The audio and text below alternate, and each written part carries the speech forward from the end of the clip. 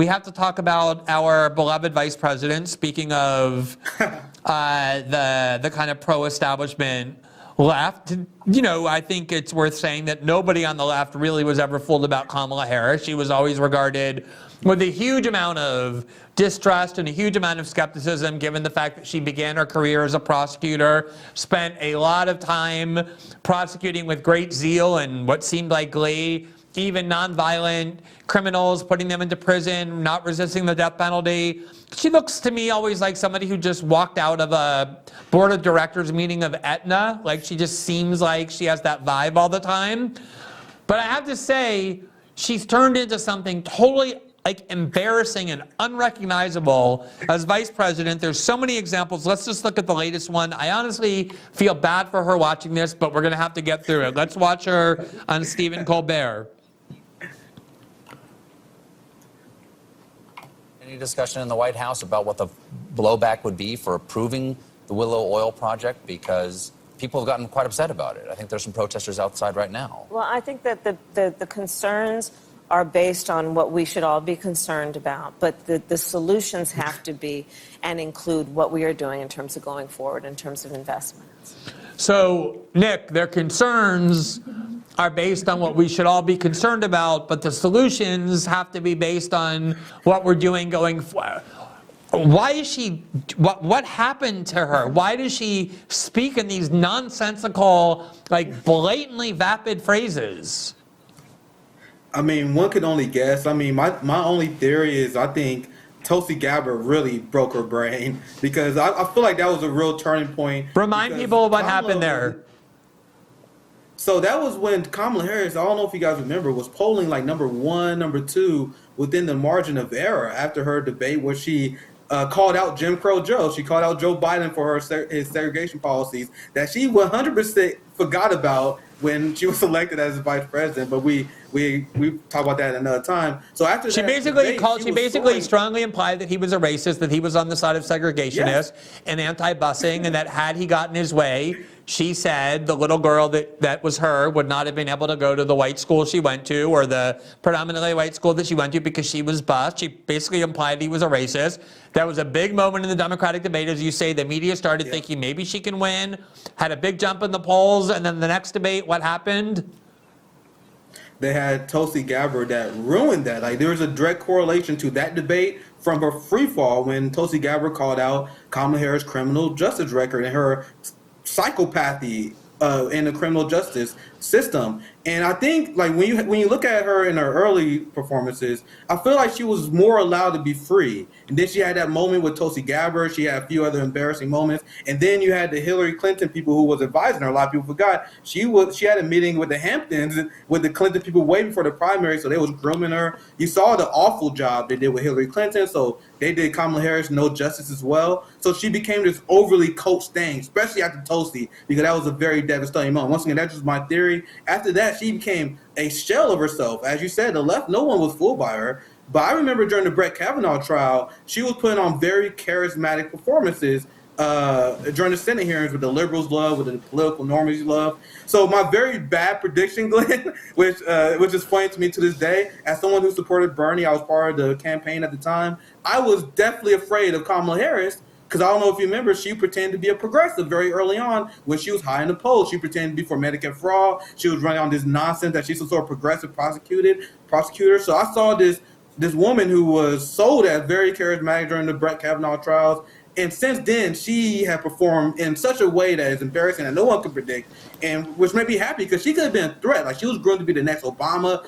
That with hijacking the Bernie message, she could have been a threat. But Kamala Harris is the perfect example how there's no meritocracy in the liberal system, and that's being shown between her and Pete Buttigieg. They are chosen by the establishment for really weak reason for identity politics, because Kamala is a somewhat attractive woman, the same way Pete Buttigieg, she's gay, so they push these people, but it doesn't mean they're talented, and that was shown with Kamala Harris. They pushed her, but they didn't realize she has no talent. She is not a victim. She's not climbed the system because of her own merit. So that's shown now, and with her vice president Biden, he regrets picking her because there was rumors that they might replace her on the ticket. Democrats begging for a new option because now her brain is completely mush. She sounds no different than Sarah Palin and Michelle Glockman, all these old school conservatives, the same style of speak. It's just very funny to watch, and almost make it, like you said, it's almost sad to see how much she struggled. Because it's almost like this person was just thrown out on the big stage, and it'll hurt her in the long run, the same way it hurt Pete Buttigieg, where he thought he was going to be propelled to the national spotlight, but his lack of efficiency cost him in the long run, in my opinion. Yeah. I think it's important when when there are people you dislike ideologically or politically to kind of be aware of what their skills are. I don't play video games, but I've seen my kids play video games enough to know that when they're preparing to, do combat with someone who they're going to try and stab in the neck or whatever horrible thing the video game forces them to do to win. They analyze the strengths of the person they're about to fight to know their strength and their speed and their agility. So I never had trouble admitting, when I saw Dick Cheney as this incredibly grave threat to everything I valued, that he was very smart. Dick Cheney's very smart. Yeah. I don't have problems admitting that about Liz Cheney. So I always thought Kamala was smart. When I watched her in the Senate, I recognized those skills. Those are skills of a very adept lawyer. Her ability to construct questions, to trap people in these logical, kind of corners. That is a certain skill that requires a kind of intellect to think about where people are going, to anticipate what their argument is, to force them into corners. I think the problem became that she kind of got overwhelmed because the reality is, if you look at what she's done in her life, she doesn't know anything about foreign policy. She went to Guatemala to resolve the root problems of Guatemalan immigration, and then she has to go to Eastern Europe. She knows nothing about this. And I think they the combination of being overwhelmed and having her confidence destroyed, as you said, through the Tulsi thing, through her presidential campaign being a complete failure. But also, I think they're constantly warning her, you cannot err even by one word. And there's no freedom to what she speaks. There's no confidence. Her confidence is destroyed. And to watch this, very poised and confident and skillful and intelligent woman become this, object of pity because she can't even articulate a single sentence of any substance is really strange and bizarre to watch. And I agree. All you can do is speculate, but and I think the Democrats are really screwed because I think the reality is, Biden said he was only going to be a one-term president. He's going to be 82 when he runs for re-election. That means he's going to be 86 if he finishes his term. Of course, they're going to look for alternatives. The problem is, who do they have? They can't just sweep Kamala aside for Gavin Newsom and just put a white male in front of Kamala. But they can't run Kamala because they know she's going to get destroyed. She's incredibly unlikable. At this point, she can't even speak. So they're really kind of in a terrible position because of her. Can you imagine a debate between Donald Trump? Because I don't know if you saw Donald Trump's comments on Ukraine. Imagine a debate between Kamala Harris and Donald Trump, and the issue of Ukraine comes up. And I have no respect for Trump's overall intellect, but if you look at his speeches and general statements on Ukraine, there's no doubt in my mind that Donald Trump would run circles around her on Kamala Harris on Ukraine, because as you said, she had no knowledge of foreign policy. And you make another great point, because she was amazing at prosecuting. And she was great at the Brett Kavanaugh trials. But just because you're a great prosecutor and you're great at these controlled environments, don't mean you're going to be able to think on the fly and be a great politician. It is the same with Ben Carson. There's no doubt this man was a legendary brain surgeon. But if you ask him about foreign policy, this man's head is going to explode. If you ask him about history, his head's going to explode. And that with Kamala Harris.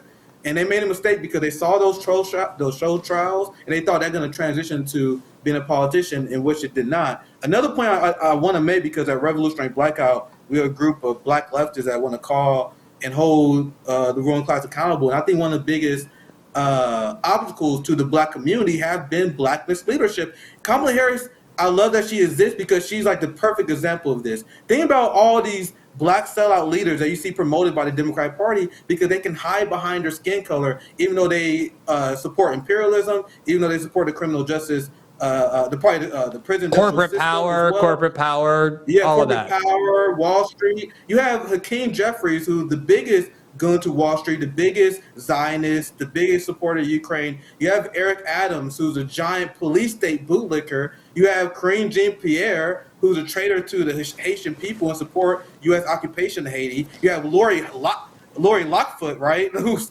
absolutely horrible. Jim Clyburn, who's absolutely horrible. So my first piece I wrote myself, I talk about this, like, this is a conversation you never hear. Also because people are afraid of calling these people out, because if you target black politicians, you get called as a racist. They can't use that against me. So I've been calling these people out. Kamala Harris, Lori Lockfoot, all these black misleaders.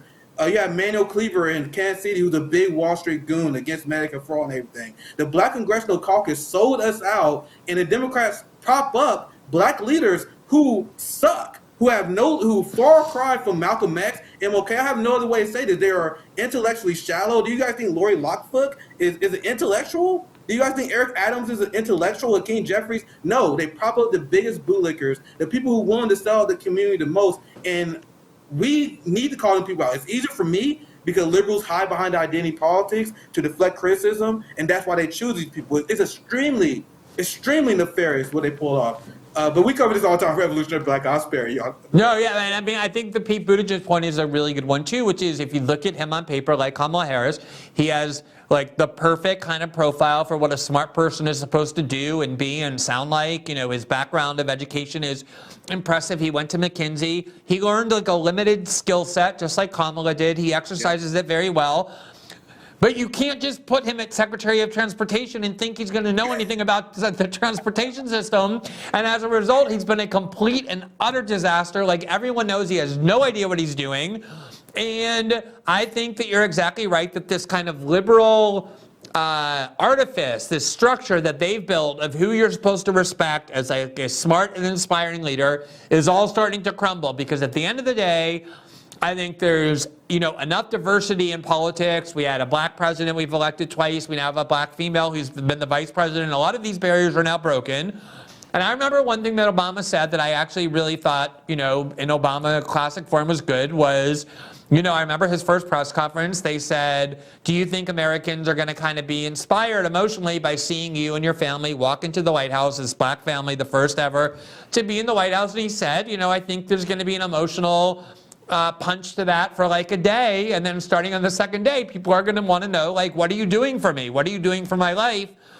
And identity politics is not going to take the Democratic Party very far at all. And the more kind of failures and frauds and people who are completely incompetent they continue to advance, thinking that identity politics or liberal resumes are enough to dress up ineptitude, I think the more this is all going to collapse in on them. And Kamala is just a particularly weird and vivid and extreme example of watching that happen in front of us in real time.